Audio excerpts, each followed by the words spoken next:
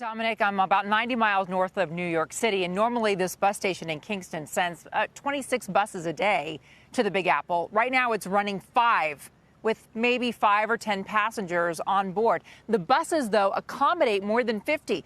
This is a third-generation, family-owned company like a lot of the 3,000 private bus companies across America. And coronavirus has just decimated demand for commuter bus rides for city-to-city trips. Charter reservations to New York or New Orleans, San Francisco or Las Vegas, practically non-existent. Schools have canceled their contracts to move sports teams to games.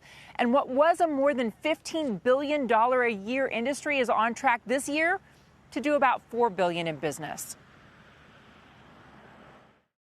The situation with the motor coach industry right now is a dire situation. The companies are literally dead in the water. Most of them have not had any business since before the first of the year and certainly since March. And without a financial lifeline from the federal government, the motor coach industry estimates as many as 40% of these small businesses will go belly up.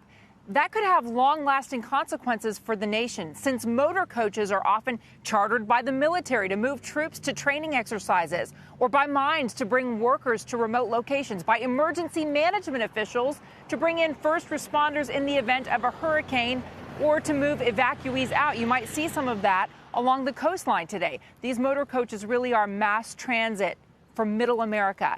And, Don, they're asking lawmakers for $10 billion in grants and $5 billion in loans to help ride out this pandemic. Contessa, I remember the conversations early on with regard to the airline industry. The reasons why they got so much aid included the strategic value of transportation and air travel. Can the bus industry make that same argument? And if so, why have they even gotten any aid so far like the airlines have? They didn't get anything in the CARES Act when the airlines were getting money, when Amtrak was getting money. And they say, look, those are our direct competitors.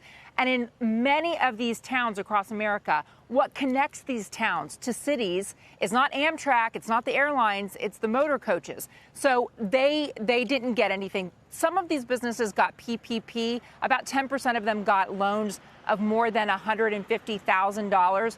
But they haven't been able to bring back employees the way they wanted to because business hasn't returned. Right now, there's a bill pending in the Senate that was introduced by Maine Senator Collins, by Senator Reed from Rhode Island.